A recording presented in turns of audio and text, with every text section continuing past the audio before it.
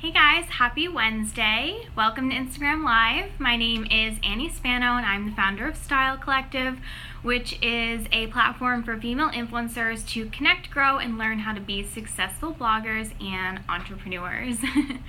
Welcome to Instagram Live. Today we're going to be talking about the blog post audit, everything that you need to do before you hit publish, and we have a checklist for you to download for members only within this post. So if you are not a member of Style Collective, you can click the link in our bio.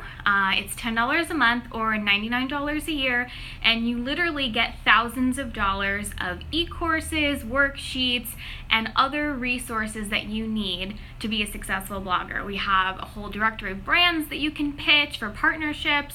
We have contracts, invoices, stock photos, media kit, like everything that you need as a blogger to be successful, including today's post, which is a blog post audit. So who in here feels completely overwhelmed when it comes to putting together your blog post and knowing the exact steps to do and the order in which to do them?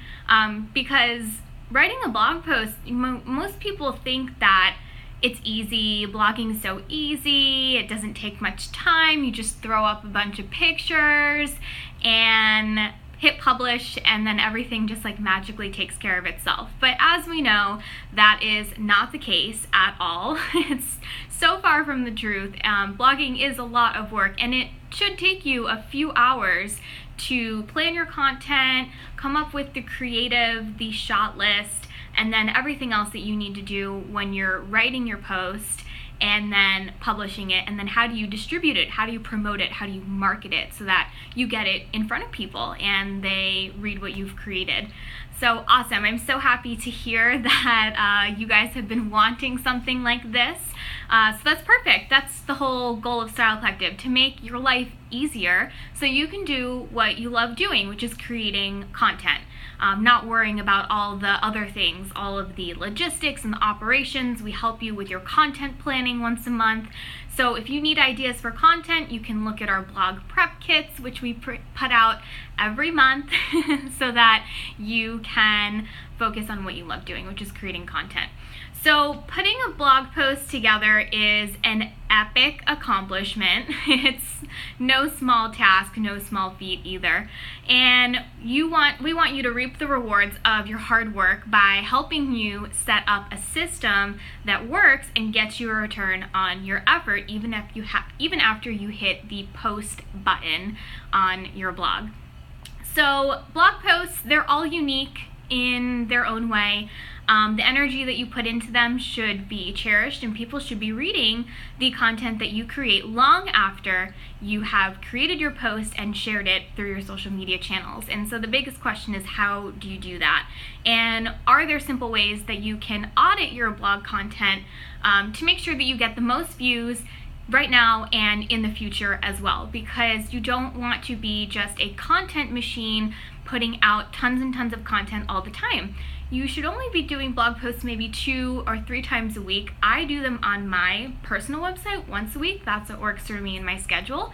And I have people that come and visit my content long after I've published it. And that's related to SEO, which is one of the things that we have on this checklist. So before you hit publish, this is the list of things that we have put together. We use this process with Style Collective. I use this process on my personal blog.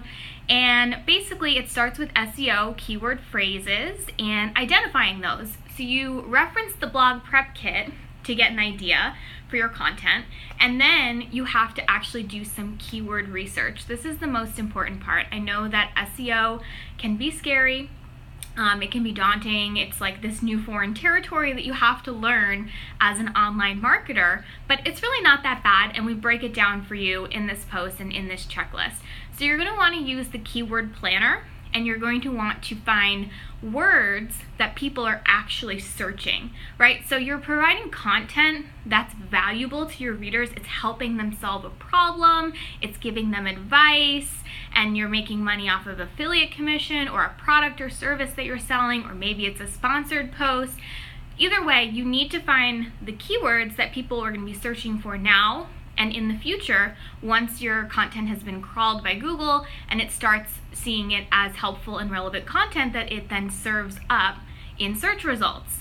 You can really capitalize on SEO if you do it properly, and it's not that hard. So we break that down in this post: how to do your keyword research, how to make sure you're picking the right words, because there's a couple different things that you need to look at. A plugin that we recommend that will tell you if you have put your keyword in the right place in your title, if you have it enough in your content. It gives you all these different checklists in the plugin and lets you know if your post is good to go, basically. It's a no-brainer. It's really easy. I'm very excited to hear that you guys are loving this.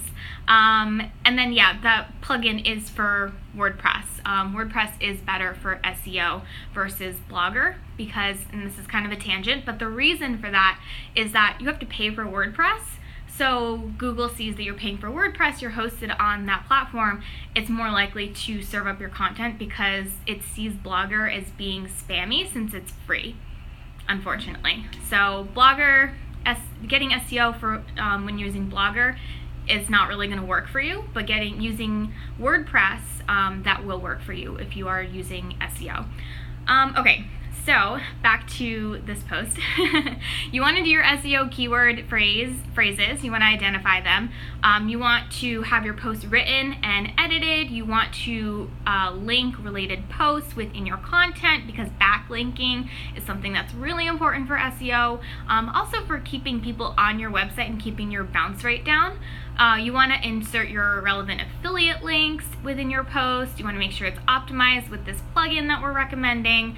You also need to do your Pinterest graphic because Pinterest is an awesome search engine for people finding your content in a visual manner rather than looking up words in Google. You want to make sure that you have a Facebook graphic made because that's another way for people to find you. Images are renamed. So this is really important, okay? I see a lot of people doing this where they download their pictures from their camera or from their phone or whatever, and then they just upload it into their website named DSC234 or IMG 567. And you can't do that. Well, I guess you can do it, but you're doing yourself a disservice by doing that. What you want to do is you want to rename your photos so that they contain the keywords that you're targeting, because the name of the photo and then the alt tag of the photo, which you can edit in WordPress, those are the words that are tied to the photo. And when you go to images and you see the images that come up in that search results, it's looking for the name of the photo and the alt tag, which is like the keywords associated with that photo. And if you don't have those keywords named with your photo or in the alt tag, then it's not going to be able to find your photo. So yeah, you just posted this awesome off-the-shoulder white dress, but it's named IMG 234, and Google's not going to know that it's an off-the-shoulder white dress unless you name it and put the alt tags in and tell Google this is an off-the-shoulder white dress. Otherwise, it's not going to know. Right now, there's not an AI algorithm that can actually look at what's in the photo and identify the picture and then serve it up as search results. So it's a manual process right now, and you do need to rename your photos and put in those alt tags. So that's a little tidbit for you. You should also have an opt-in created for your post so that you can grow your email list, because your email list is your community, your tribe, your most loyal readers and subscribers. Those are the ones that are most likely to take action on your posts, to read them, buy things from you, form that personal connection with you and what you're writing, your content. And then if you eventually want to create your own products and services, that's the list that you're going to start marketing to. And even if you have 10,000 people on your email list, and you have 10% of people that end up buying a product or service that you create, just think of how much, I don't want to say like it's all about money, but think about that in a different way. Like instead of focusing on your Instagram followers, think about your email list. So you want to have an opt-in for your email list, and then you also want to have an opt-in graphic made and a sign-up box embedded within your post. So that is our checklist for what to do before you hit publish. And then we also have a list of what you can do after you hit publish.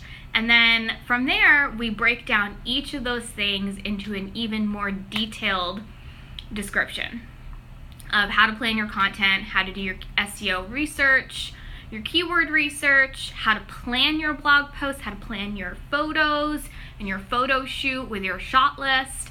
I love shot lists. Publishing your post, what to do when you have to publish your post, and the exact steps and the order that you should go in. So we're trying to help you optimize your time here. Promoting your post, what should you do when you want to promote your post? And then at the end, we take all of this information and put it into a blog post audit checklist. Awesome. So that's the post.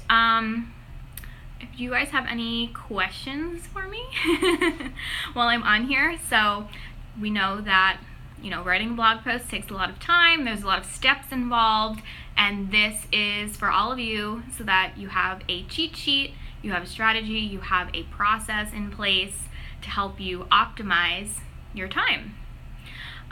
What entails promoting a post? So I don't want to give away all the goodies, right? Because this is an exclusive post for Style Collective members. So I am going to say, make sure you're a member, and then you can log in, and on the home page, it's under recent posts, it's that first one that's up there, and at the very bottom says promoting your post, and we have all the things that you should do to promote your post. I hate to be that person to be like, no, I'm not going to tell you, you have to log in, but I can't give away everything. Because that's the value. It's the value of being a member. You get all these cheat sheets and all these details. How to get people to subscribe more to the blog. Yeah, definitely an opt-in. You want to have an opt-in. So an opt-in could be anything. It could be like a blog post that you write in a Word document, and instead of publishing it to your blog, you save it as a PDF and then make it a download for someone. When they put in their email address, they get this in exchange for giving their email address. So basically, when you want to grow your email list, you have to be giving something in exchange. They're giving you their contact information. What are you giving them in return besides a weekly newsletter? You have to give them something else that they think is valuable, and you can make that a PDF. Can you do a 2-word focus keyword? Yeah, you can make it 2 words.